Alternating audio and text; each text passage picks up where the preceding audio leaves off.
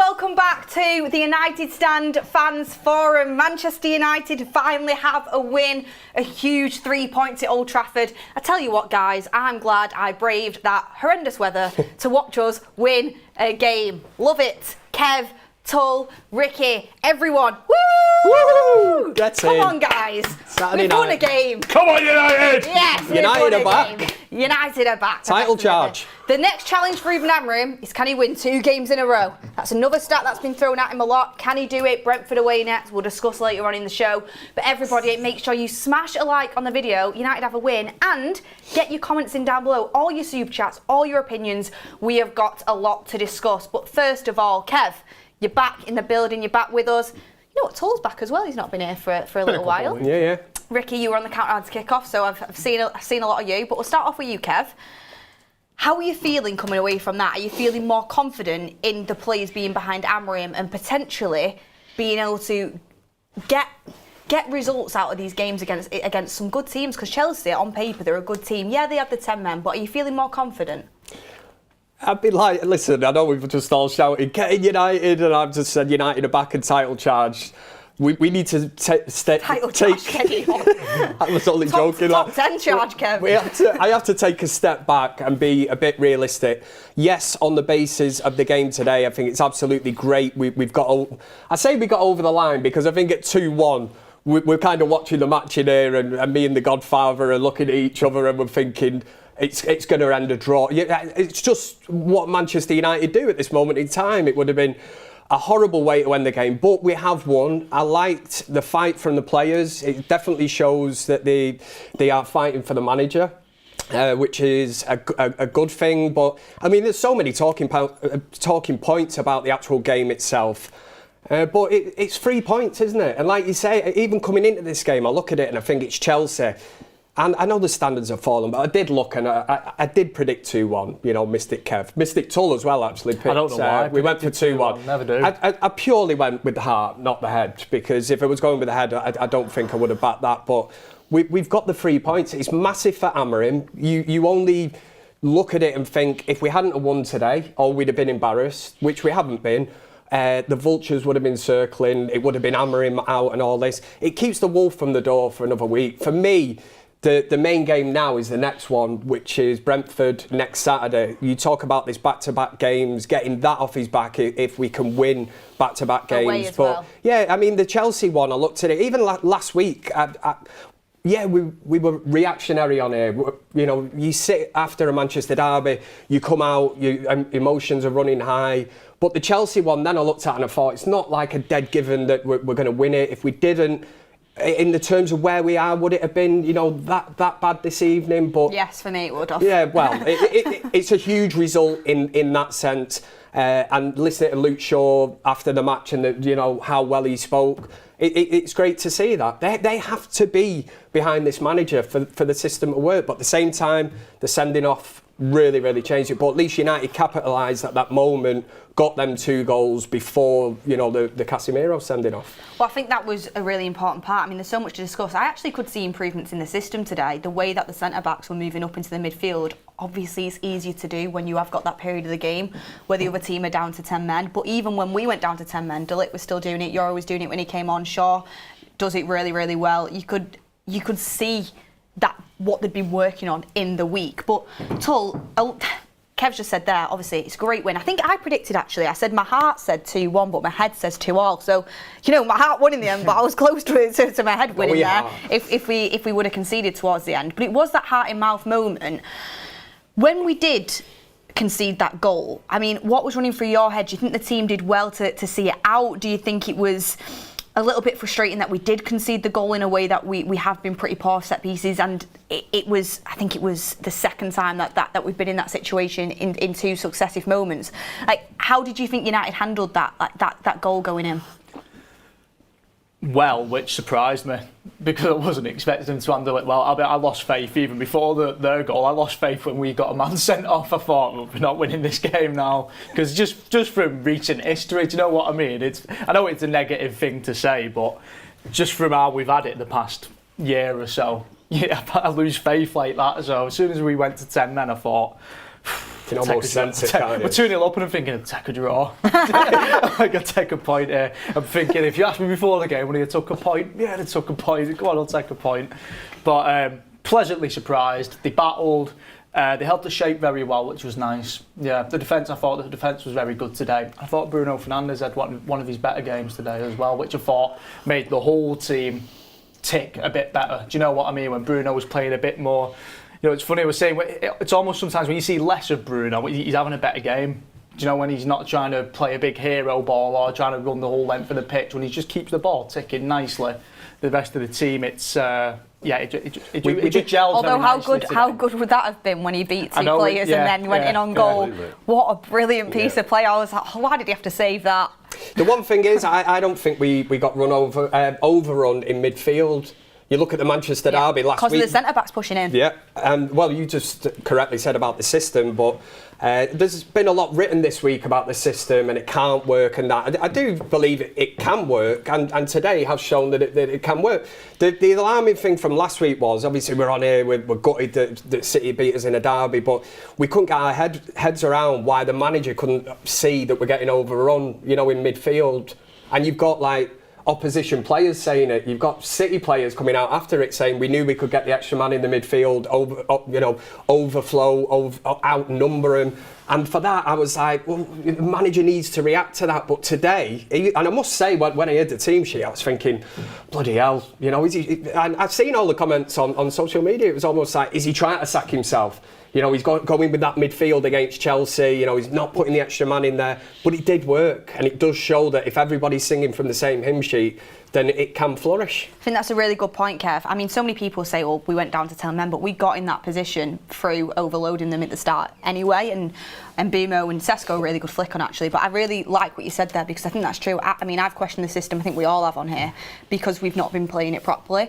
Today, you could really see that them centre-backs have been working on moving into the midfield, being straight onto the press. And I think that was a great thing to see, because that's exactly what you need in that midfield for it to work, and for Bruno Fernandes not to be as overrun. I mean, Ricky, there's so many comments coming in saying Amorim in, I'm assuming coming over from Goldbridge's watch along. What are your thoughts, Ricky? Are you happy? Did Amorim impress you today? I mean, give us a bit of positivity. I was absolutely over the moon until Casemiro got sent off. Yeah.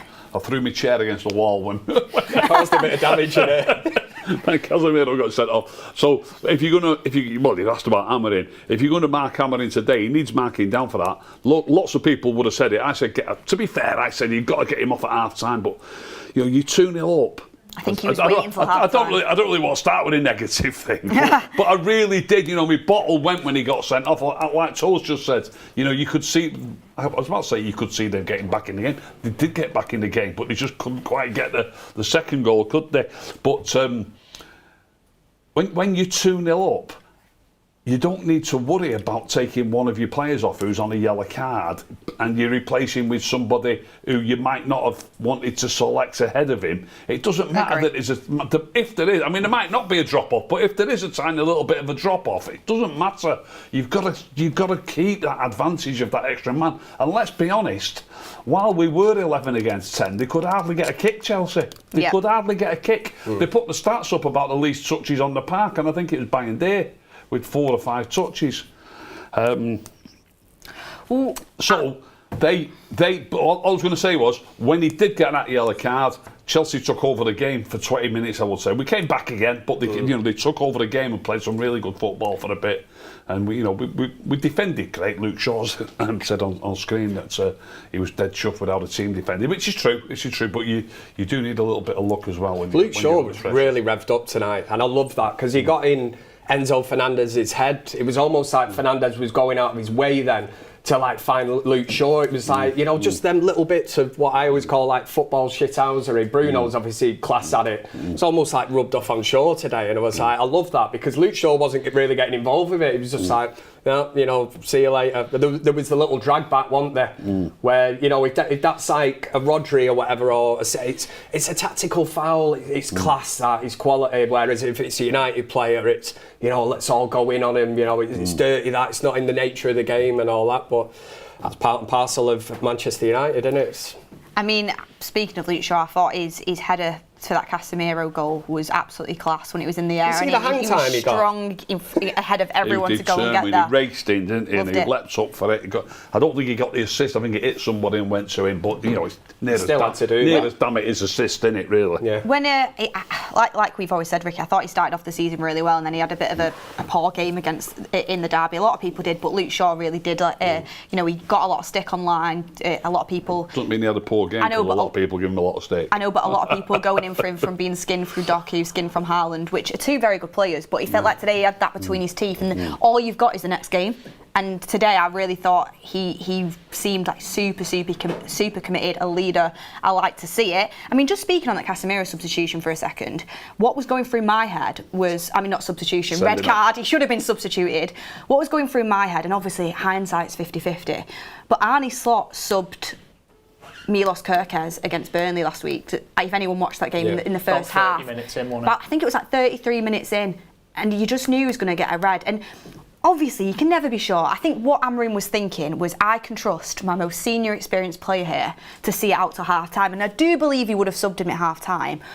But I do think when I was in that moment, the person I was sat with, as soon as Casemiro got the first yellow, the person I was sat with, it's not a manager obviously, he said, I'd sub Casemiro now. He's got a red card written all over him. This weather, the way he's done it in the past, I'd sub Casemiro now. And I thought, Slot did it with Kerkez last week. Could not disagree and I just with him. think that is something. It might be harsh on Amorim because he probably was waiting until half time. But like when you said, Ricky, you're 2-0 up, you're against 10 men, we're dominating. I think I would have made that substitution. It's easy for us to sit here and say it now, but that's just a slight criticism. But like you just said, the guy, just a normal guy in the stand said it to you, and I was saying in it here, and you're in such a commanding position, and you must do everything within your power. I can understand it if you've got maybe 3 players who are on yellow cards. You've got a tricky situation, and do you want to run out of subs? Do you substitute them all? But when you've got 1 player on a yellow card and you're playing against 10 men, I'd do it every time. Yeah. And it is obviously possible. I think we know that he would have ideally liked to have got through to half-time, and he probably would have made that substitution. The fact of what actually sort of transpired and happened from then is it's kind of out of Amorim's hands as well. It's another one of these things. I know we can knock him and say he should have made the substitution there and then, but if he's thinking Casemiro's experience, you know what I mean, his missus is quick enough to jump on social media and tell us about all these trophies that he's won for the previous club. So he's probably looking and thinking, use your head, let's get into half time and then I'll make a decision. And that's taken out of his hands then. I don't think you can knock the manager for... He was a bit unlucky to get a yellow card for it. I think he was. But when you go into ground in that situation, you're always giving the referee... Yellow card, just don't challenge him, just keep running. And in a game where there was already a red card... They want to even it up, don't they? You know these referees are thinking, right, I can even it up. It makes no sense because I've never quite understood that, but I'm happy that we took advantage of that one-man advantage and scored the 2 goals at that time, because there will be that argument, if it was 11 against 11, would United have still won 2-1? We'll never know, but that's not our fault that Sanchez has made a horrendous sort of error in fouling Mbeumo. So fair play to him. Yeah, but also you've got to give the United credit for getting in that position. And also, like you said, Kev, actually scoring 2 well-worked goals. And it actually does annoy me a little bit. Obviously, I'm buzzing with the win, but I feel like if Casemiro hadn't got sent off, we could have seen like a 3 or 4-0 potentially, which I think we desperately needed. But anyway, 3 points is the biggest thing. We've got some super chats in. Andreas Goose says, we weren't our best, but Chelsea didn't deserve to win. We are now the best in the world because we just won against the world club champions. Hodgie Boy says, so frustrated with Casemiro. He should have known better. Would have been perfect chance for us to gain confidence, especially Cesco. We'll talk about Cesco in a second. Siraj says, Amorim in-game management looks really dodgy. It's another point I've got on my list. Pengas92 says, Beth, how much do you think we'll get for Cesco from Napoli in 2 years? God, that's such early days. It's such early days. We'll speak about Cesco. Mazraoui. Kev, do you want to have a guess? Mazraoui is going to be something along the lines of, I don't want to blow my own trumpet, but would it be my handsome King Kev? He says, I'll always love my handsome King Kev. There we go. Kev's just been writing it under the my table burner quickly. account. But let's give a shout out. Oh, thank you to Beth. She does a great job. Way better than Chelsea. Thank you. Right. No, I'm not doing the rest of it. Thank you for the initial super chat.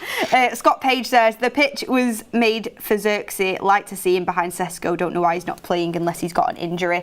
Could only play 11, as Ricky would say. I mean, we'll talk about the in-game management, but I want to talk about the goals. We scored some goals, guys, from open play. Well-worked goals. I mean, Tul, that first one, the Bruno Fernandes one, touch and go whether it was onside, but I must say, well-worked goal and some great anticipation there from the captain. Yeah, do you know what I was really, really happy to see in that first half, and I was banging on about it in our group chat a few weeks ago. I feel like we don't put crosses in the box, but for some reason today, might be because of the 10 men in Chelsea were more, sitting off a little bit. But we absolutely hammered them with crosses in that first half, and I think both of our goals did come from getting the ball in the air in the box. I'm pretty sure both of them, maybe not directly crossing and a header, but I think the ball went in the box and something happened and a goal came of it. That second one, that Trivela pass from Ahmad was just... All of that, yeah, Ahmad was brilliant in that first half. I thought. It was the first one. He played it out to Mazraoui. I thought Ahmad was very good in the first half. But the main thing was crosses. I was saying, I feel like every team in the league must put near triple the amount of crosses a game we put in. And it's paid off today. I want to see more of it. Keep putting that ball in the box. And I think, Joe, I thought Cesco, I think people might be a bit overcritical of him because they're showing stats saying, he's barely had a touch of the ball, but I think the presence he gives you in the air, I think once it really starts to gel for Cesco and the players around him start figuring him out and he starts figuring his teammates out, I think it really could work. I mean, his flick on. He gets the flick on, yeah. The flick on for the red card. And it's a game changer. That's brilliant. We've not had a striker who can do that at United in years. So I really hope Cesco can kick on. Yeah, and keep getting the ball in the box. That's my main point. More crosses. Yeah. I mean, I was thinking that, Kev, because I've seen a lot of people be harsh on Cesco, and it's like I feel like people are asking way too much considering the what he's been given so far. He's had 2 Premier League starts now, and they've been against City at the Etihad, where we played the whole team played poorly, and then today against Chelsea, where he got it was kind of, I thought, unlucky that we went down to 10 men, therefore he had to come off, because I really do think I saw some positive signs from him today.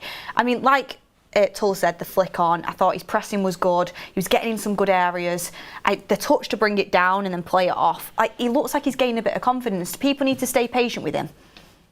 I'll give any player time. I give Højlund loads of time. I do understand the argument as well that it does seem to be the kind of graveyard shift at Manchester United where I've heard this argument loads of times. We could play anybody up front, even if we had Haaland, but we don't play to his strengths, so what's the point of having him? But you've got what Amorim's done in the summer is totally transformed the front three. So you've got a new front three. Of course, you have to give it time.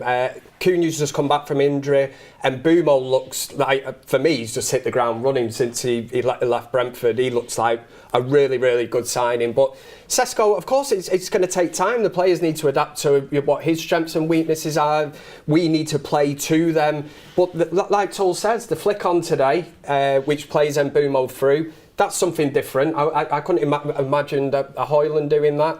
And it was a game changer. It's a red card. We get into a 2-0 lead from that. We profited from it. But in terms of Cesco, yeah, I want to see more. It's early days, man. And there's not a chance I'm going to sit here and say he's not good enough for Manchester United, shouldn't be anywhere near that team. My only concern is, I mean, when we brought him in, I would have actually kept Højlund as well. So you had them 2 striking options. I know they've obviously decided against that, but I do still fear if he gets injured and the pressure that is on Cesco, because who's he fighting against? We need to build him up. Who's he fighting against in the team? Well, yeah.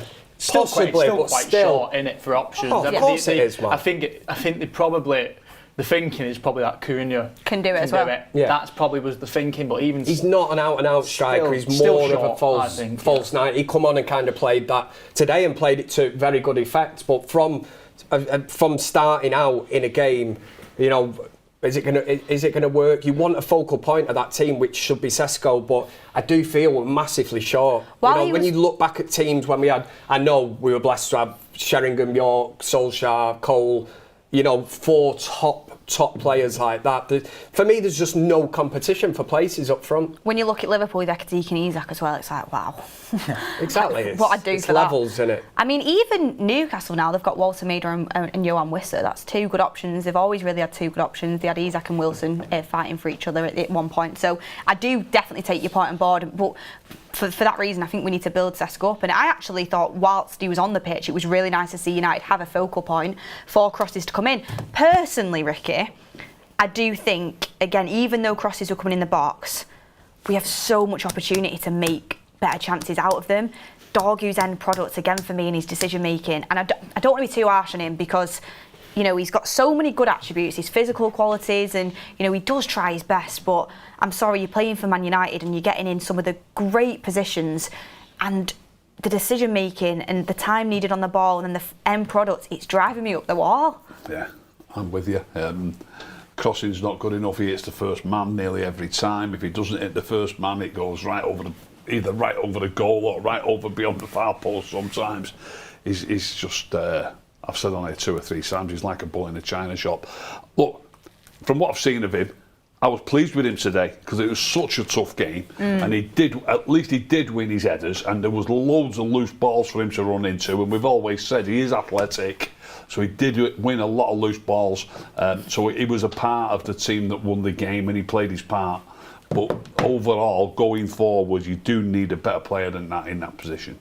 It's the delivery, isn't it? Yeah. I mean, again, I keep going back to the Etihad last week, but when you're talking about fine lines and moments in games, and Dorgu found himself in moments last week at the Etihad where if the delivery was better, you are creating an opportunity. Now, when you're not clearing the first man and that breaks down, and what you have to appreciate in this system as well is that your wing backs are absolutely vital. They need to be able to defend, they need to be able to attack, but in theory, they are your width in this team. So in the final third, they have to be, the delivery has to be much better. You have to be clearing the first man. And it's something that clearly needs working on. Another player that I'm not going to write off, I think he's got a great engine on him and stuff, but I totally agree at this moment in time, there are concerns because when he's in that final third, the delivery, it's just not there. And if you had somebody better that delivered that ball in better, then you're creating chances. Then Cesco was going to be a bit happier because he's thinking, you know, I've made that run to the near post, but the ball isn't coming to me. The same thing happened with Højlund, didn't it? Højlund, he was making this movement in the box, but for some reason at the time, Garnacho, Rashford, whoever it was, were choosing the wrong options and not making the right decisions in the final third. Agree with you on that, and especially like when you look to the bench and you look at the options. I mean, I was already thinking in that game, and again, buzzing for the win, is next transfer window I'd be going wing backs and midfield. 2 wing backs, 2 midfielders. I think that's what we need. There's probably more, but wing backs are so crucial. I thought Mazraoui was absolutely class, by the way, today. Brilliant. Just a brilliant footballer, brilliant defensive work. I mean, I read something that with Mazraoui that he won every single on the ground duel and duel in the air that he contested in against Chelsea. Considering the surface as well, the weather. Just he bailed us out quite a few times. He was brilliant. But considering he's been out, you know, and he's only just come back. Last week he looked a bit rusty in the Manchester derby, but today he looked, you know, it's almost taken him that one game of like, you know, a bit of match sharpness, fitness. And then today, from the minute the whistle went, he was just out of the traps, wasn't he? Like a greyhound or something. And I was like, wow, you know, and he's just so cool on the ball. He's been a brilliant signing. For the money, when you look at what we paid for him, and you look at players that are like 60, 70 million pounds, seems to be just the going fee for anyone these days, just an average kind of player. When you see the money that changed hands with Bayern Munich to take him, it's an absolute steal. Yeah, I mean, and I think when he was working with Mbeumo, 2 quality players linking up, it can work in that way. Don't get me wrong, I would actually still rather a more attacking option. I think Mazraoui is excellent right-sided centre-back. I think he was great at wing-back today, and he can be a wing-back. I prefer like someone who can really whip them crosses in a proper attacking option. Fantastic player. I was gutted when he got brought off, but obviously I think he was running out of steam and maybe was like had maybe a little bit of trouble there. But on the left-hand side, you have Dorgu, who we've just spoke about, his final product isn't good enough. And I don't know, Ahmad and Mbeumo in them 10s. Ahmad's an interesting one for me, Tul, because I still felt him pulling out to the right, and then Dorgu's left on his own without really anyone to combine with. Often Bruno was having to step in for where Ahmad should be. There's a lot of comments in here about Ahmad. Tul, and his performance, I actually thought overall he was pretty good, and I thought he did a steady job when he went to wing back as well. I'd go further. I thought he was quality in that first half, particular. I thought he was A lot really of comments good. aren't happy with him. Really? Yeah. Oh wow! I thought he was really, really good. You know. Yeah, I thought he was excellent. You have to appreciate as well. How many players do we have like that start off in a number 10 role, and then obviously you change personnel on the pitch, and then that's totally different playing at wing back or whatever, or being asked to get up and down and defend, as opposed to being a number 10, which I think a lot of us will probably agree he's going to play his better football, but. Yeah, you're asking a lot for somebody to slip into that position and look equally as comfortable. I think that's testament to Ahmad himself. We all rave about him, don't we? I thought he played great. I thought he had a great game, yeah. Do you know what I think it is? I think he quietly had a good game. I was saying to the guys when we were watching it, it's funny sometimes with a player like Ahmad, it's great that he can take a man on it, it's great that he can cut inside and shoot, but sometimes if you put a player in a position where they can't do that, and you nullify that aspect of the game and you boil it down then to just the flicking the ball on, playing a 1-2, giving the ball and going. And that's all he was doing today. And he looked great. He probably best game he played the season, I think. Yeah, I thought he started the season slow. But today he looked like he looked better, he looked faster, he looked sharper. And there might have been times where, like you said, Beth, he's trying to drift out to the right. He's not going to stay in that left-sided 10, is he? Now Cunha and Mount are back. I don't think it's a long-term thing, but I actually think he looks all right, though, to be honest. I wouldn't mind seeing him there more often. People are expecting too much of him, because he is kind of a flair player, but he's like Ricky's golden boy, isn't he? I thought he was great today. Keeps it simple, passes. 4 or 5 times today. He did that thing that he's absolutely brilliant at, where he surprises them. They don't realise how quick he is, and they're not ambling, but they're not rushing as quick as they should do to get the ball when it's a loose ball, and he's off like a hare. And he must have done it, I would say, at least 4 times where he's managed to nick the ball. One of them in the first half led to a really dangerous moment. OK, his cross wasn't good enough, but we haven't got another player. We haven't got another player who would have nicked the ball back, so we wouldn't have had that cross anyway if he wasn't playing, do you know what I mean? Yeah. And like I say, he did it a few times and he's absolutely brilliant at it, and I love it. I think that's incredibly harsh. Anyone that's actually, when in terms of the game today that we've won, and I think there's so many good individual performances, to single out Ahmad and say that he didn't have a good game. I'm surprised. I personally walked out of Old Trafford. He was touching up there for a man of the match contender for me. I agree. I think there's a good few nominations for that. And that's the interesting thing is, when's the last time we could say that? Yeah. It's usually just one player that stands out and we go, yeah, because the rest were all rubbish. But he was absolutely flagging at the end as well, because he'd run every blade of grass. His first touch to kill a ball when you're in tight and difficult positions and they're about to pounce on you is incredible. There's still a few little things like decision making, end product, maybe right foot occasionally at times, but you're being super harsh. I think overall, and the fact he switched positions as well, really good. For me, he's a wing back on that right hand side. That's where I really do like him. And like you said, Tul, I think once Cunha and Mount are fully back, he'll find himself there, which will be an interesting contest with Mazraoui. I mean, with the wing-back situation, just to kind of finish up on that, because I know so many people talking about, for example, Emily Derry said in the Super Chat, Ligt was immense today. He's been one of our best players so far this season. I definitely want to talk about Ligt. Fred Flintstone says, Dorgu's decision-making led to both goals. It's like when Ricky opened the deck of cards and said, is it this one? Is it this one? Is it this one? If you've got about 100 opportunities to cross it or get something across the box, it was like, yeah, okay. His header across goal for that Bruno one was great, and I really do applaud it. But there's about 50 others where you should have done so much better. I just want the standards to be raised a bit. With the wing backs, and for the example that the competition for places, there's not much option, is there? No. You look to the bench and Ahmad's having to play there when Mazraoui can't go on. It is a concern because, like I say, at the risk of repeating myself, this is an absolute vital part of this system, because this is where your width is going to come from, and you have to be able to defend as well. You have to be the full package. For me, again, I'll just echo what everyone said. Dorgu at this moment in time, I think the jury is out. Can he do that kind of job? But even when Dalot comes back in, I think there'll be a lot of people who look at Dalot and go, is he the man that can do it. You know, yes, he's versatile. He can play on the right and the left, but when you need a player to take you to a different kind of level, I just think you need something different, and it is a concern. We're not heavily stacked in that area. For some reason, Amorim's decided to go out and make sure we've got about 9 or 10 kind of number 10s that can all play in that position. But do you think Mbeumo could do it?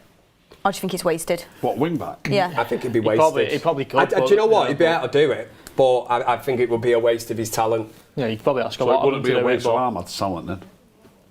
I won't play him there. I'd play him as a 10. Would you say it's a waste of his talent, or if you're playing there as a wing back? If he's doing it for the team, like say today when there's a sending off and you've made substitutions in-game management wise and you can swap a player, yes. If you're starting and you've got your strongest team available and you decide to do it, I do think you're taking something slightly away from him. But again, it's horses for courses, isn't it? I suppose it depends who you're playing. If you're away at City or Liverpool or Arsenal, where it's going to be tough and you're setting up to be tight and compact, that's a total different argument. But I mean, it's an interesting question. Get in the comments what you guys think. Absolutely, comment down below. I think he could do it, but I think what Mbeumo's been so good at, and he was great at today since he's come in to Manchester United, is hanging off the last man. Spot on. Making them spot runs on. in behind. He's so good, and it proper puts them under pressure. We need to utilise it more, and today we absolutely did, because Sanchez got a red. So that's where you'll lose out on him if he's at a wing back spot. He's so good at being that last man, and then if someone else is following it in, he can look up for them. He's got that intelligence. He knows how to play it. He's so good, Mbeumo. For me, I think he's the such a good best. I signing. think he's the best number 10 at the club. I think he's the best attacking player at the club. But I'd even put Bruno in that category. I think Mbeumo is he should the be on full free kicks package. as well. Yeah, and he's the one player. Remember last year, was it Brentford when we played them? And I remember we were sat in the studio watching the game, and Mbeumo absolutely terrorised us. And I remember at the time we were all kind of sat there watching it, and I was like, he's quality, him, innit? And he just finds the ball, finds them pockets out wide, a bit like Salah, where, you know, he kind of cuts in. You know what he's going to do, but there's just like nothing you can do about it. But he's a team player as well. He's an absolute kind of warrior. He's fighting, he's tenacious, and we've missed that. And I think it really has sort of shook up that area of the pitch where you've got somebody who's that imposing. He's capable of scoring goals. He'll set them up as well. Decision making, everything with him is the full package for a number 10. Especially in that system, anyway.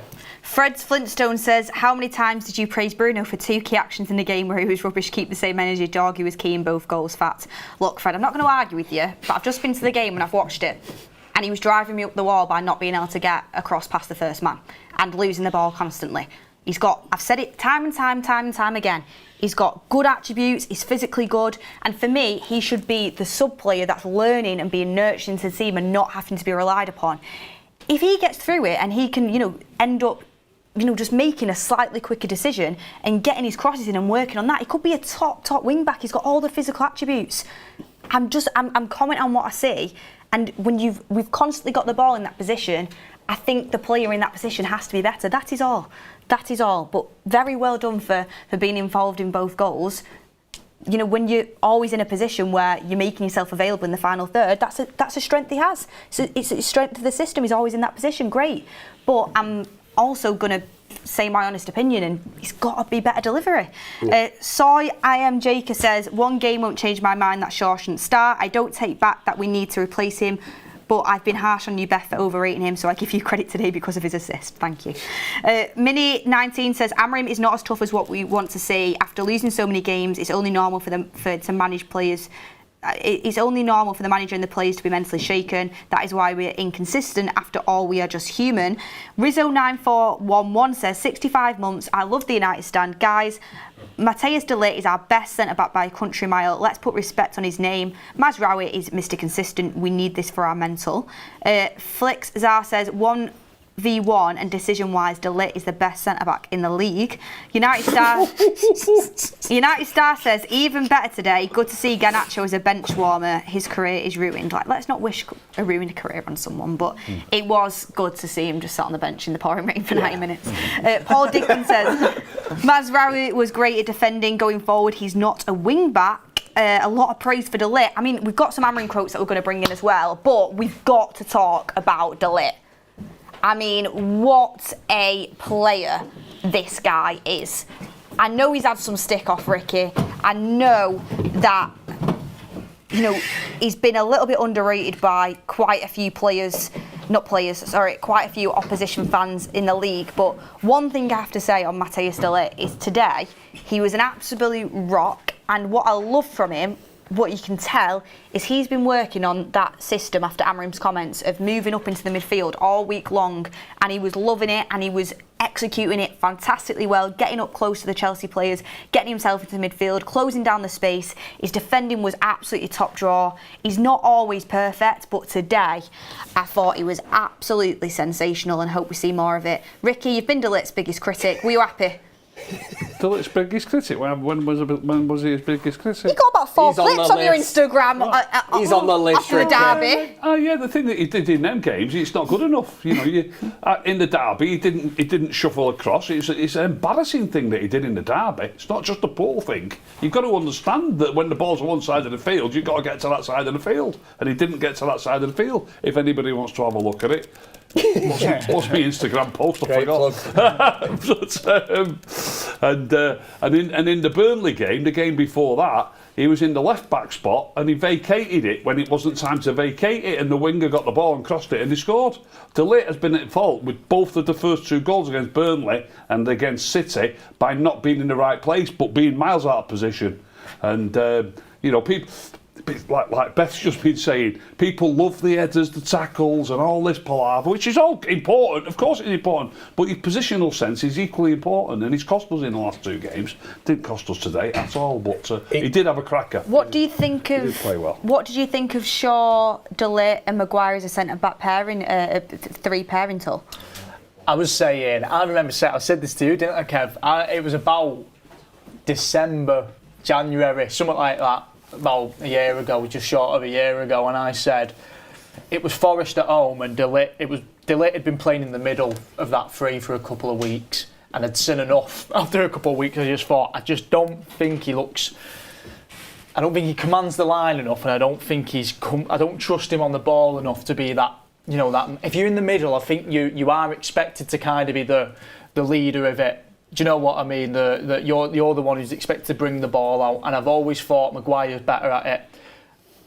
Do you know what? You could argue whether Maguire's a better defender than De Ligt. I'm all right with that. That's a debate I can have, but I think Maguire is the best at the club in terms of playing out from the back. Put some good pings in today, De Ligt, though. Oh, I think he's better. I think it complements both of them. I think De Ligt's better on that right side of the 3. I'd probably say De Ligt's probably my favourite option out of everyone we've got to play on that right side of the 3. I think I'd have De Ligt just ahead of Euro to play on that right side. Why would Mazraoui be in that? Wing back. Yeah, maybe. I've probably not thought about Mazraoui because he's been playing wing back, but you could well have Mazraoui in there as well. Would he be ahead of Yoro or behind Yoro, or where would he be? Mazraoui. I'd probably have him I'd have him He'd be ahead of Yoro. Yeah, I'd have him ahead of Yoro. Yoro's your 3rd choice centre back on the right, where he's been playing all the time. At the moment, yeah, I'd actually say. You love it, you. He's on the list, isn't he? I've been telling you. Do you know what? I don't about Yoro, not about De Ligt. I've just been saying De Ligt's okay. No, do you know what? I don't mind Yoro. I've critiqued Yoro a little bit, but I actually think the best we've seen of Yoro was when he actually played on the left. So, in terms of my middle one, I wouldn't mind seeing Maguire a bit more often. I do think he's a good footballer. Like I was saying this before, actually, it's funny. You can be a bit of a crap defender. I'm not saying he's a crap defender, but he does have those mad antics in him. However, I think he does outweigh it with what he gives you as a footballer. Out of the defenders, I'd say he's one of the better footballers, and I like my defenders to also be good at football. Do you know what I mean? Helps, doesn't it? Well, it's interesting because Red Army says no centre-back plays bad when Maguire starts, he's the glue. And he's also said Maguire makes the entire back line play better. I mean, I personally thought it was a very strange decision to sub him off, and I thought that's probably one of the reasons Chalobah actually ended up getting a goal, because he has this thing, Amorim, where he always subs a centre-back, and nothing against Euro, but that back 3 was working so well, and when you've been vulnerable off set pieces, I thought it was a weird decision to sub your best player off set pieces. It was Maguire's first start of the season, wasn't it? Still though, it's only 10 minutes left, or 20 maybe at that point. About 20, I think.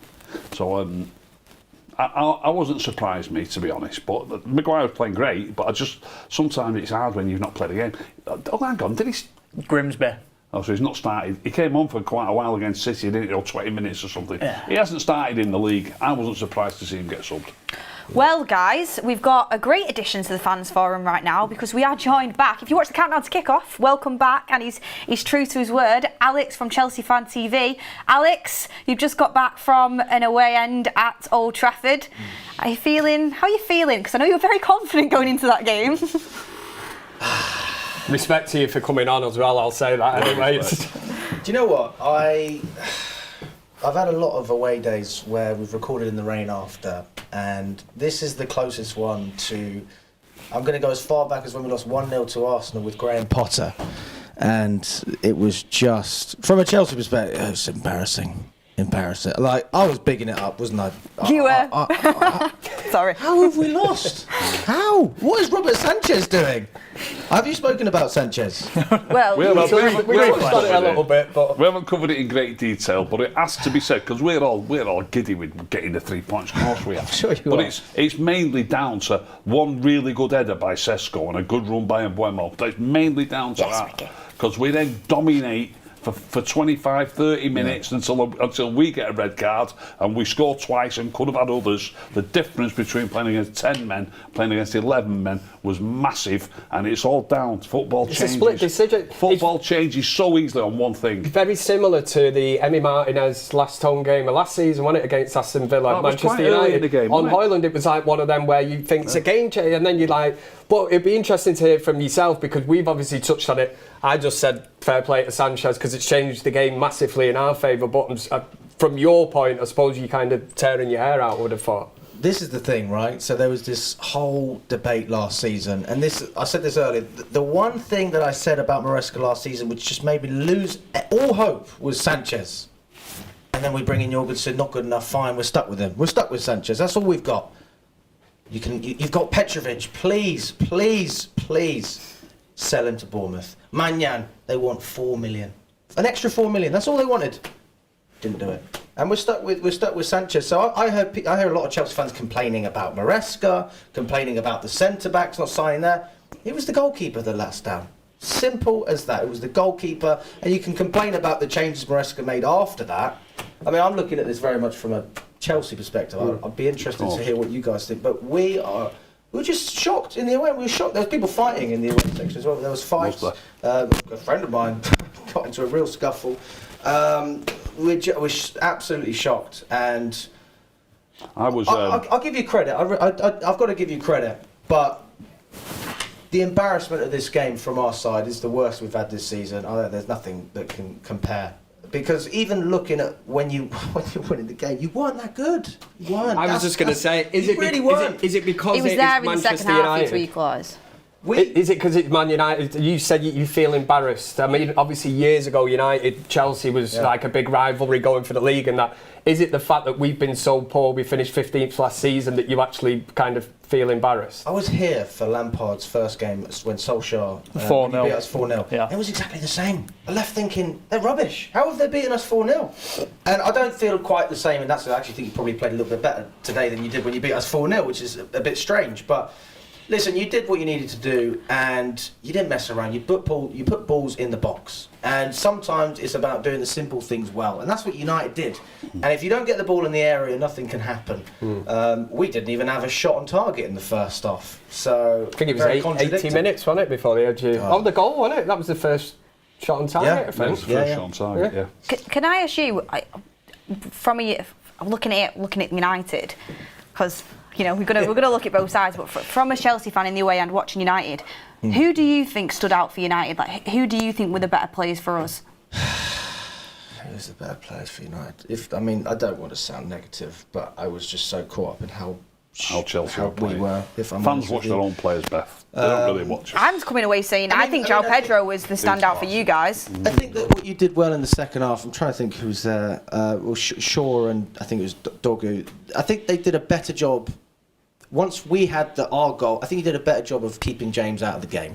And that's one thing that I felt like if James got the ball, we would 100% score another goal because his crosses are as good as they get. But I'd say keeping James out of the game was probably probably the biggest highlight of United. That sounds like a backhanded comment. He put a great ball in, James. James is. It was a low ball in, and our keeper just managed to parry it. And luckily, it could have gone anywhere. I think De Ligt was all right. To Ahmad. De Ligt was okay. You know, I think De Ligt looked quite good for you. What about Luke Shaw? Yes, Different clapping. Can I just say, what You had to get that. It is a different did I clap. say on the preview about Sanchez, by the way?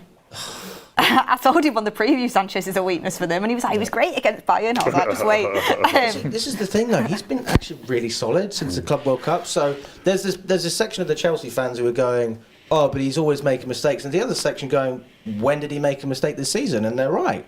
But the problem is, once it starts, it doesn't stop. And this is the start of, in my opinion, a goalkeeper who's not going to get better. So we're really going to struggle with this guy in goal. What did you make of Amorim's substitutions? Do you think they help or hindered United? Because that's a big question in the fan base at the moment. Like in the second half, when we went to, obviously Casemiro got the red card, therefore it went to 10 versus 10. He brought Ugarte on, he brought Mount and Cunha on, who have previously been injured. He changed his centre-back, Harry Maguire off, Lenny Yoro on. How do you think it impacted the game? Do you think Chelsea were started getting onto us in them last 20 minutes, or do you think Amorim handled it well? So when Casemiro got sent off, that was the period where there was a scuffle in the away end. So we then looked at the screen and we all started laughing and cheering. We're thinking, we actually have a chance to get back into this game. Look, I think that Amorim was probably slightly conservative with his substitutions. Maresca was as well. I mean, it was a game of chess, but nobody wanted to move forward, right? You just keep all your pieces around your king and hope for the best. But Cunha was a good substitution. I think Mount, you needed the legs, so nothing wrong there. You probably should have scored a third, to be honest with you. I mean, there was a chance. I think Reece James gave the ball away in the midfield and you capitalised. You should have scored that. But I suppose I can only look at it from a tactical perspective with Chelsea, because there wasn't a lack of effort. You know, we've come here before and remember we lost 4-1 under Lampard.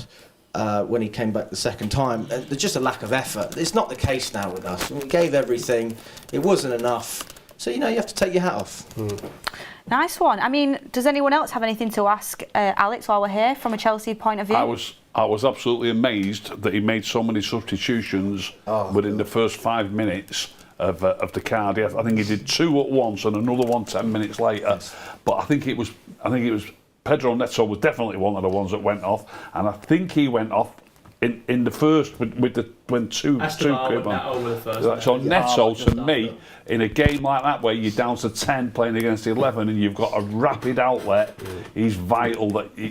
There's different ways of playing it. If you've got a really, really top striker who can hold it up, he can get players forward, he can lay it off. That can be important. But he went with a back five. And when you go with a back five, because he brought extra defender on, didn't he? He went with a back five. When you bring an extra defender on, you're playing with a back five. He's obviously going to still have 3 in midfield. That's 8. You've only got 1 left. And that one, for me, when you're going to be soaking up pressure, I would probably go for a pacey player rather than someone who can hold it up. I think it was a mistake substituting Neto. Yeah, he basically, what Maresca wanted to do was overload the midfield or get as many people in the middle as possible. That's always been his philosophy. So I wasn't surprised that he did it. But when you're in the stadium, you're thinking, we want energy, we want pace, we want to be direct. Taking off your best player. By the way, Palmer was injured, so I mean, that was. I was just going to say that, yeah. But like Neto would have given you width, Esteval would have given you a lot of quality on the counter. I'm surprised you didn't bring on Garnacho, The only reason I'm surprised about that is I thought you did have us a little bit under pressure in that second half. The crowd were obviously giving him a lot of stick. If anyone heard the song through the TV, I don't know. Crowd were giving him a lot of stick. He obviously would have been massively revved up for it. And he can run at you and cause you some issues, got a lot of energy. I'm surprised he didn't use that chip. He brought on Tyreek George, which was like, he's not even a striker. We got Mark Gill, we brought back from Sunderland because Sunderland weren't going to give him the minutes. We needed a striker because Delap's injured, obviously Jackson's gone off to Bayern. And he hasn't played him once. Mark Gill's had 0 minutes. 0 minutes since he's come back. And I don't think Tyreek George made an impact either. I mean, on Garnacho, again, like it goes back to width.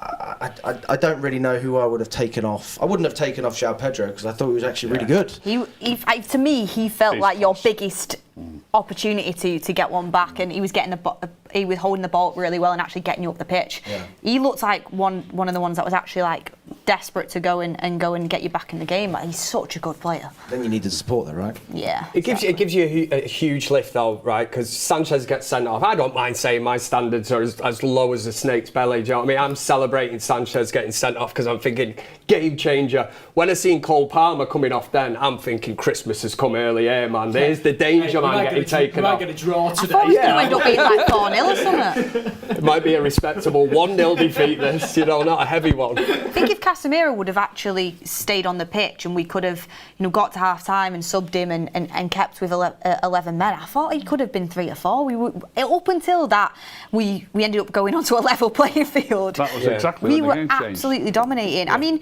it was interesting because we did have a super chat in saying that the system only works if the opposition is down to 10 men. I mean, I knew that this was going to become a thing. That's probably somebody that writes for the Sun or something. That'll be like front page of the Sun tomorrow. Because the theories now, and this is why in a way I wanted it 11 against 11 to see how far this, United have come in this week and the system and what's been implemented. Everybody that's writing, that same person, that the back page headlines tomorrow for a Man United perspective are going to be, we know that the sending off changed the game, but it is going to be looked at negatively and like, if it was 11 against 11, it wouldn't have ended up 2-1, United wouldn't have won this game and that, but what are we supposed to do? I don't understand. We've got Manu Skittles saying, just got here, but props to Alex for coming in. Yeah, thank you very much. Yeah. The Green Team says, Harry Maguire is class in a 3, but not as a 4. Same for England. United since 69. Harry Maguire, Matthias de Ligt and Luke Shaw is the best back 3 we have. I do think they did look good together today, but you've got to see it against 11 v 11, don't you? Yeah. Mojo says best moment of the game was Sir Alex Ferguson getting off his seat, saying that was a red card. Flickzar says, I don't get why he keeps Mainoo and doesn't play him. Charles Campbell says, Shaw with his back to the ball and we conceded was crazy. Red Army says, no centre-back plays bad when Maguire starts. That he's the glue. We've done that one. I mean, this is an interesting point that I want to talk about, and we can get Alex's point of view on this as well, because I know you're a big fan. Kobbie Mainoo being the last substitution after Mason Mount, after Mateus Cunha, it really does look like, and after Manuel Ugarte, it really does look like he's his absolute last option. Only one behind him, Xerxes. I just can't understand what he's done. How long did he get? He got about 5 minutes. It was about the 84th minute, wasn't it? Nice to see him take Bruno off. And even then I thought, it's a weird time to bring him on, because I thought at half-time, I thought Mainoo was going to be the substitution, because I thought we really needed someone to keep calm, on the ball, keep it ticking. I thought Mainoo would have been the guy, and I thought that would have been a good time to bring him on. Credit to Ugarte, I actually thought he did well when he came on. I was really worried about what was going to happen, but he did his job. Did his job, as Kev would say. He did his job. Yep, he did it well. But then when he brought Mainoo on for Bruno at that moment in the game, such a critical moment where we're under pressure, when he's clearly not favoured at all. And at that point, I thought Bruno was our biggest outlet. Really getting us up the pitch, taking pressure off us, and I thought, hang on a second, if we concede here, it's going to look like, Mainoo's come on and we've just conceded. I thought it was a really weird time to bring him on. Funny point about that. Yeah. He said he played one side. Bruno was having an all right game, probably the best game he's had this season. He's upped him off, but all the time he plays crap, keeping him on. Yeah, I mean, what do you think it is where he can't get on the pitch, really? It's just, I think he really does not rate him. I think, unfortunately, it pains me to say this, I think he'd be happy let him leave in the window. I think he's perfect for that system as well. So I really cannot understand it. I mean, talent-wise, he's got it. Anybody else that you hear talk about Kobbie Mainoo says that he's a fantastic trainer, a player. I don't see the same issues that we had with a Rashford, a Garnacho, somebody like that who's a kind of trouble causer. I don't see the ego or anything in him.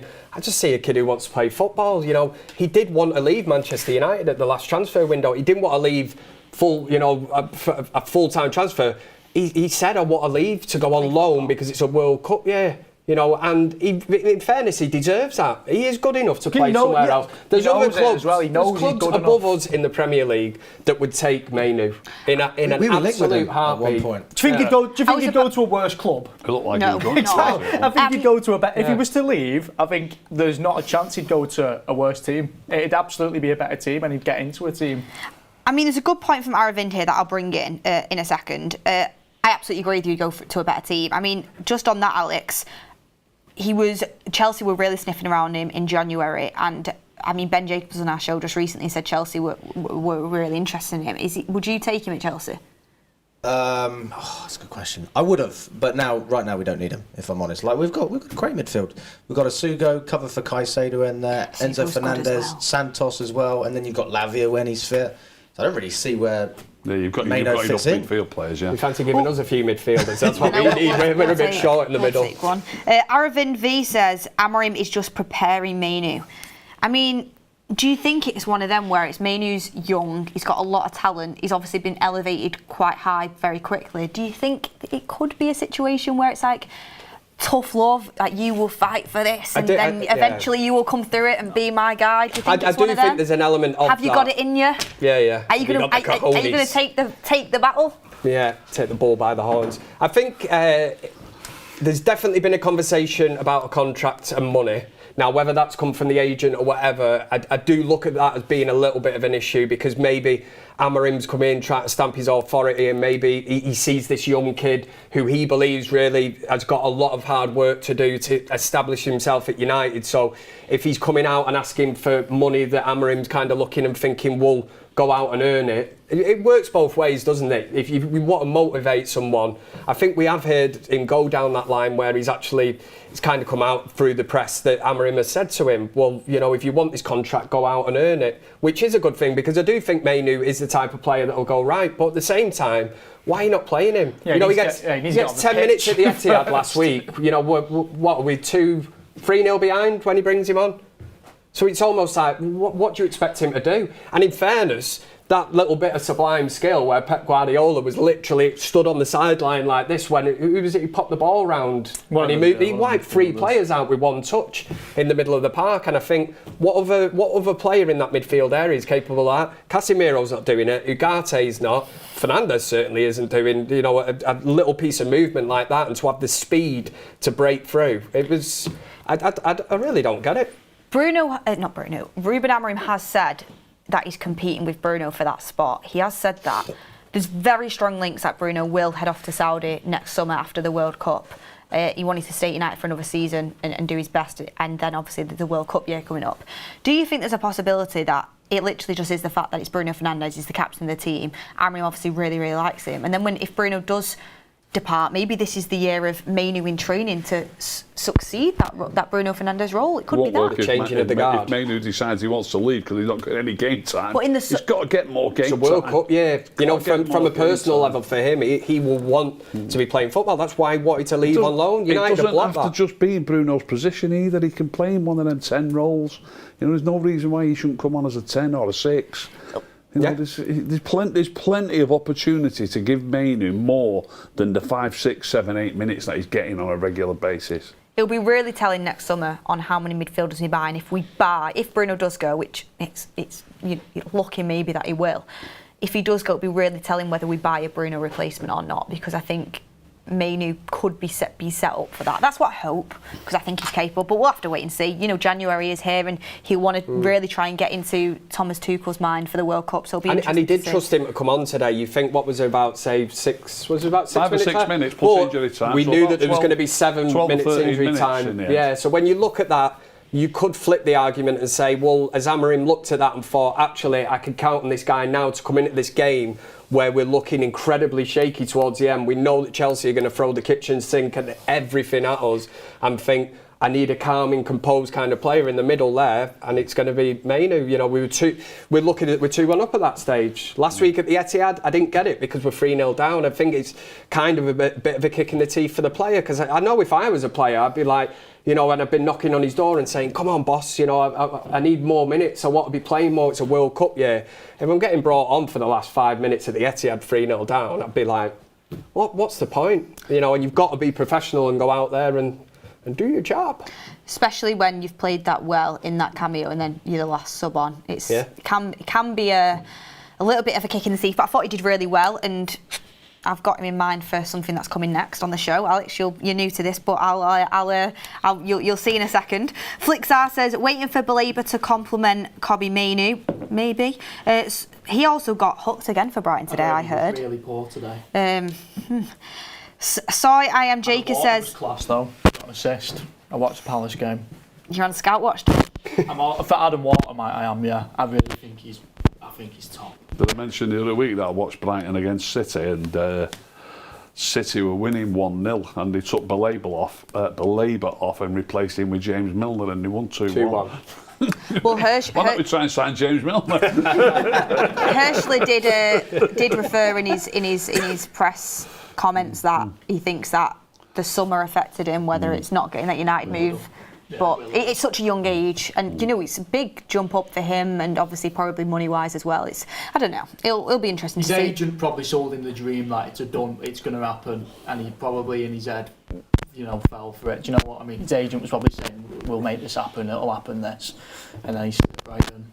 I mean, it'll be interesting to see how that progresses, because Brighton obviously wanted like 120 mil for him. If he keeps playing like he is now, they're not going to get that in the summer. But they're obviously, I mean, from what you've seen from Belabor last season, they're obviously such a quality player there. So let's see how this season goes. Siam Jaker says, Mainoo needs more game time, but was not the sub for Casemiro. Ugarte made sense, but Amorim failed by subbing Cesco instead of Ahmad. I think Ahmad had to stay on. Fabian Burgos says, it's so obvious Mainoo is too slow. He screams La Liga player all day. Some players just don't have the right attributes for the Prem. Disagree, but Class of 99 says, question, who is a better midfielder than Casemiro in our team? So I answered it. Right, it's time to move on. The last thing of the show. Alex, I'll explain. Well, we do our man of the match first, so that's obviously an easy one. Ricky, man of the match? Luke Shaw. Apart from Luke Shaw. Absolutely classy. Because we do a thing where absolutely class. Ricky's man of the match Who actually got the man of the match? Who got the Bruno got the Ricky says Luke Shaw every single game. To be fair, today he's definitely He's up fantastic. there. But we anyway, also do, if it can't be Luke Shaw, who would it be? I did actually think this before while I was watching it, and I thought Ahmad was. I thought you said, didn't you, that you thought you might be giving it to Ahmad when you came out the stadium? And I'll go Ahmad. Who was your man of the match, Alex? I'll go with Bruno, because to be fair, we were talking him down almost before the game, and he did get his goal. So He was brilliant. Yeah. Tul? Yeah, it was a toss-up between Ahmad and Bruno. I was going to go Bruno just because Rick went Ahmad, but now Alex has gone Bruno, I'll go Ahmad because he was my initial choice. Kev? I'm going to be slightly different and go against the grain. I'm going to say Mazraoui. Mazraoui. And I'm going to say it because he's been out for so long. The Etihad last week, yes, he wasn't fully fit, but when you think this is like his, second full start kind of this season, and to see them levels and what he gives you, I think he's equally as good playing centre-back as he is as a right wing-back, but he just gives us something totally different. And like you said earlier, this little, the combinations on the pitch when you've got Mbumo out on that side, him and Mazraoui, they seem to be like, yeah, let's do this. A little sort of click going on there, and I like it. Not bad shouts all round. I'm going to give mine to Matthijs de Ligt. I thought he was super, super solid, absolute rock at the back. Closely followed by Bruno, I think. I thought Bruno had a really good game. It's nice to be able to have so many. I said this just as the game ended. I said I think there's about 4 or 5 players that you could easily say and nobody would go, whoa, what are you on about? What have you been drinking? I think it's refreshing to have that. And then last, Alex, we do a magic moment. So best magic moments back, where it's like your goal. A moment of the game where you're like, yes. Okay, Ricky. Oh, you put me right on the spot. I didn't know I was going first on that. Can I just say I've got one? Go on. I'll get mine out of the way. I'm sorry about this as well. But Garnacho sat in the rain for 97 minutes. I've got to say it. And the fact the camera went to him at one stage, it looked like he was going to come on. Him ready. Yeah, and they were talking him through. Seen that, have you? You know what I mean? They were getting him ready. I bet you couldn't wait. The board was out, showing the tactics. They're showing him what to do and all that. Nobody's going on about their manager, Ali. When it's Amorim, he becomes a meme and all that. So he was ready to come on, and then obviously he didn't come on, so he just had to sit there and kind of watch it and listen to the lovely song that the fans were singing about him. But lovely. Go on. Luke Shaw's header that made the second goal. Go on. Luke Shaw's header. I've got that should be something with Luke Shaw. I've got 2. I'll say them, but I might have pinched one of yours. Cesco's header. Yeah. For the flick to on. Get the red card for Robert Sanchez. This one's a bit of a, it's not like a massively spectacular, but it's really appreciated. Ahmad with that lovely little pass out wide for the first goal, just passes like that. Sometimes it's a couple passes before the assist, but that's where the goal comes from. Do you know what I mean? It goes underappreciated sometimes. It's brilliant. I mean, Jack Grealish is brilliant at doing that, like that pre-assist. And Ahmad, I think it was massively important. It's massive. It was a brilliant pass. Do you know what mine is? And I've been thinking about this on my way back from the stadium for the fans forum. Mine was when Mainoo got that corner when he was right under pressure, right at the end to take the pressure off. I thought, you know what? That's what you're good at. Great clever. Little bit of skill. Take Gets the the corner, off. gets the pressure off. Deserves a bit of credit for that. Alex, you got one? I've got two moments. The first one is definitely Casemiro's red card, because that was the moment when honestly we thought we can get back into this. Like, it's not over. We had some hope, and then the Chalobah goal as well. Not the fighting in the crowd. No, not this time. Not this time. Hopefully that's not a regular occurrence. But again, that just goes to show like the mood at Chelsea at the moment. But I mean, be honest with me, guys. I mean, how would you describe that performance? Not so much the result. Obviously, we know that it's a good result for you. Where does this put you in terms of thinking where you can finish? Because we spoke before the game, and I said we can finish. Yeah. And I said that honestly, if you finish 10th, that's an improvement on 15th. Not even in a disrespectful way. Conference League is clearly your target. You want to get European football, but based on the games you've played, and I'll probably include this one as well, like as a package, I'd still say it's very difficult for you to do that. But where do you feel that you are right now in terms of where you can finish and what you can do? Because of when we got the fixture list, it's a real tough start. And with this game now, I would say we're ahead of where we could expect to be. Because Arsenal at home, when we're 15th and they finish second, City away, you obviously you don't want to expect to lose those games. And I know we're Man United, but we're not the Man United of old. You know what I mean? So you can't really. I can't say expect to lose, but you can't complain that you're going to lose to Arsenal and you're going to lose to City. You can't complain. Yeah. We've got a draw at Fulham. That's not a bad result. We beat Burnley and we beat Chelsea. We can't really expect to beat Chelsea. I would say we're slightly ahead of where we should expect to be. But that's the results. I'm talking about the performances. The performances, right, okay. We have had good spells in each and every game. Our best spell today, though, was clearly, and it lasted a good while as well, clearly while we were playing against 10 men and we had 11 men. And I can't remember how long that lasted for, but it's probably half an hour. Yeah. And for me, it changes. We dominated the play in that period. Yeah. That's all we can do, take it from game to game. But even today against Chelsea, I'm silly. I know at the start I was joking saying United are back, but I'm too old. I've seen the fact that this manager has not won back-to-back games. Do you know what I mean? Also, when you're playing against the world champions, I'll take that. 10 against and the Conference League champions. 10 against 11. 10 against 11 makes it even. Yeah. Playing against the world champions. Don't disrespect the European Cup. I mean, for me, it's a pretty simple answer. Ask me after Brentford and Sunderland. Brentford away is such a tough one when you're going. That always trips us up. Sunderland at home, it's another one where we could go into it a little bit naive, and they're a very good team. I just want to see us after a few games, and they're the sort of the games that we've tripped up on in the past. Yeah. And do you know what as well? The one thing I will say is I have got a little bit of hope because the players are clearly still behind the manager. That's what you can see. And I do think there's so much we need to improve, but I've said it over and over again. The centre-backs were a lot better today at reading the system. Whether we can do it against 11, let's see, but it gives me positive hope that in the week we're doing the right sort of work on the training ground. So, yeah. I'd be over the moon with 8th. If we got 8th, that'd exceed expectation for me. Do you know what? I might even go as far as saying it, getting in top half of the table. Well, guys. I think we're a good after last season. Away. On that note, we're going to wrap up. Quick fire question. Quick fire. Do United, what's the result? Win, lose or draw against Brentford away next week? Win. We're going to break this. I'll go with a draw game. Away from home. I'm not quite confident enough to say we'll win yet. Alex, what do you reckon? Loss. I'll go draw. Because you've still bitter I've been there. I was there. drew against there, them. isn't it? It's like the modern day Stoke City. I do agree. I think people are proper underrating how tough that game will be. It will be really tough. My head says a draw. My heart says a win. Let's see. Look, thank you everyone. We'll end it with Lee Berman's super chat here. Get home safe. All flood warnings everywhere. Yeah, in Manchester, absolutely. I'm surprised the stadium stayed intact. And just quickly as well, Soyam Jaker says my lineup would be an experiment. Cesco, Bruno, Cunha, Dorgu, Mainoo, Ugarte, and Bumo. Trust me. I mean, that's a lot of attackers. The green team says Kobbie Mainoo is class, looks after the ball, Bruno too loose, so I don't get where the competition is. I mean, thank you everyone for all of your super chats. Smash a like on the video if you've not already, and please remember, Mark will be live tomorrow at 10 a.m. on the United Stand, so make sure you catch that.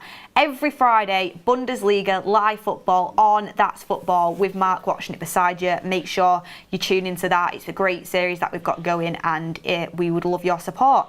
Thank you very much, Alex, for coming on. We really appreciate it, especially braving up after a loss. It's good to see. We need more people to do that. I don't think I don't know if I could do it. No, so. I was thinking that exact same thing when I seen him walk in. I thought, fair play. At least he's not like disappeared and switched his phone off, and we've never seen him again. No, thanks for having me. It's been a nice way to light up the mood. Exactly. Well, we're usually doing the therapy for. I was going to say, this is your therapy. You can come in here, let it off your chest, and then go out feeling great. Kev, We're Tul, used to it. Ricky as well, thank you very much. Thank and you. We'll be back all throughout the week with content every single day, all the latest Manchester United transfer news. And next Saturday, the build-up starts again, Brentford away. Can Amorim finally get 2 wins in a row? Let us know in the comments. Thank you, everyone. We'll see you on the next one.